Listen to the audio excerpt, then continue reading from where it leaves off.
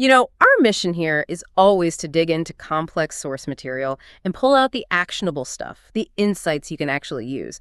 Today, we're really cutting straight to the heart of personal growth. We're diving into excerpts from the Breakthrough Bulletin, specifically the issue on courage and risk-taking. That's right. And these sources, they're laser focused on breaking down those internal barriers we all face. So for you listening, this deep dive is about finding those practical steps, how to actually move beyond that fear zone, that place where you feel stuck. We're looking at reaching your next level. And the bulletin starts with this foundational idea that's just critical. Personal growth, it doesn't happen where you're comfortable. Right. Never. It lives right out there on the edge of risk, where what's possible meets uncertainty. Yeah, what really jumps out is how the bulletin treats courage. It's not some fixed thing you either have or don't. It's a discipline, like a muscle you build up intentionally. They argue that leaning into the right kinds of risks, aligned risks, actually strengthens your whole psychological capacity. That's a really powerful way to put it, because let's be honest, most of us hear risk and we immediately picture disaster, right? The worst case scenario. But the bulletin kind of flips that script. It frames risk as essential for momentum. It builds confidence, sure, but it also teaches you that failure. It's just information, feedback. It's not the end of the road. Absolutely. And think about Coach Renee's core message in there. Courage isn't about not feeling fear. That's a myth. It's about your willingness to walk with the fear. You don't wait for it to magically disappear. Yeah. You decide to move forward anyway, even while it's right there beside you. That choice, that step into uncertainty, that's where the breakthrough actually happens. Okay, but hang on. We're kind of trained from day one to avoid danger, right? So how do you tell the difference between genuine caution, avoiding walking off a cliff, and that manufactured fear, the kind that just keeps you playing small? That is the million-dollar question, isn't it? And the bulletin gives us this vital correction to how we usually think. Most people see risk as purely negative, something to dodge. But if you connect risk to growth, to evolution, like the bulletin does, then risk becomes, they call it the currency of growth. You're not just avoiding loss, you're consciously choosing to invest. Risk as currency. I like that. So what are we buying with this currency then? You're buying knowledge you can't get any other way. You're buying resilience, wisdom. Even when things don't go perfectly, you gain real, lived experience. Data. Every single time you push past your comfort zone, you invest in your future self. Honestly, the data you get from a so-called failed attempt is way more valuable than just sitting there imagining scenarios. Okay, that really sets the stage for the practical side of things. If that's the philosophy, let's get into the how-to. The bulletin gives 3 specific tips, really practical ways to build that courage muscle and change how we relate to fear. Right. Let's dive into tip number 1. Reframe risk as investment. This takes it from theory right into a psychological technique you can use immediately. The whole point is to consciously interrupt your brain's default setting, which is basically survival mode, not necessarily success mode. And the micro-step activity they suggest is key here because it starts small. You find one thing you've been thinking of as too risky, could be anything, sending that email, speaking up in the meeting, whatever. Then you deliberately reframe it in your mind. This isn't just risky, it's an investment in my growth. And the action. Just take one tiny low-stakes step towards it this week. Why is that small step so important? Because your brain loves patterns. If the pattern is think risk, feel anxious, back off. That loop just gets stronger and stronger. Taking one tiny action, a microstep, it breaks that loop without needing massive willpower. It shows your brain, see, action didn't equal disaster. That movement itself builds a little bit of capacity, starts rewiring things away from fear and towards possibility. Which flows perfectly into tip number 2. Interrupt the fear loop. This tackles something we all know too well, right? Your mind starts spinning, and fear starts sounding really logical, like it's just being sensible, telling you to stay safe, stay small. What ifs take over. Oh yeah, that spiral. It's incredibly paralyzing because the fear feels so certain. It presents its worst nightmare as basically a guaranteed outcome. So how do you break out of that when you're right in the middle of it? It's hard to think clearly when your heart's pounding. The bulletin offers this simple but really profound question. When you feel that spiral starting, just pause and ask yourself, what else could be true? Just asking that question. It cracks open the certainty of the fear. It introduces doubt about the fear itself. It makes space for other possibilities. And the micro step for this one gives you a way to practice it. You actually write down maybe your top 3 fear thoughts, the ones really holding you back right now. And for each one, you have to write an alternative statement starting with, another truth might be. You're forcing a different perspective. Exactly.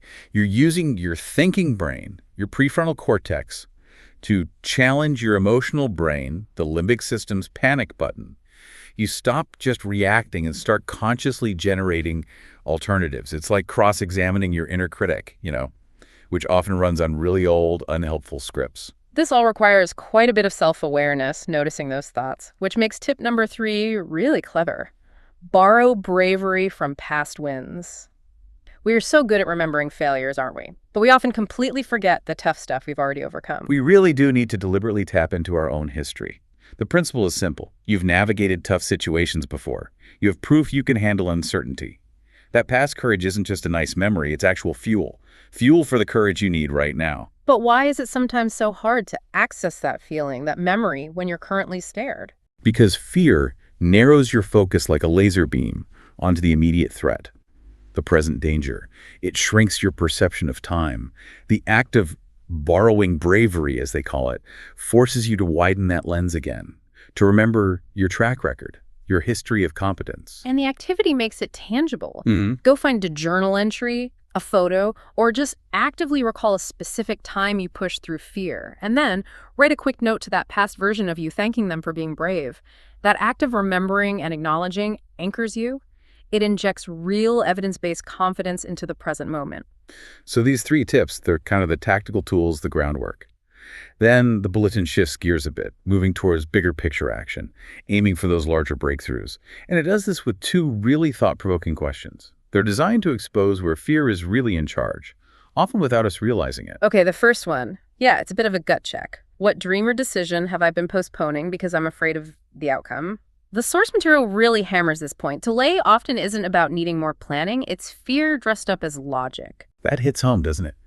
We tell ourselves, oh, I just need more information, or the timing isn't quite right. But really, often we have enough to take the next step. We just lack the courage. Naming the specific thing you're putting off, it takes away fear's camouflage. And the second question feels like it's designed to spark action. If I weren't scared of failing, what bold move would I make this month? It forces you away from just thinking about safety and towards your highest potential. Yes, and then the exercise demands immediate accountability. You write down that bold move. Then you list the specific fears holding you back. And right next to each fear, you write how you'll move forward anyway. You're essentially turning these vague, paralyzing fears into concrete problems you can actually plan around.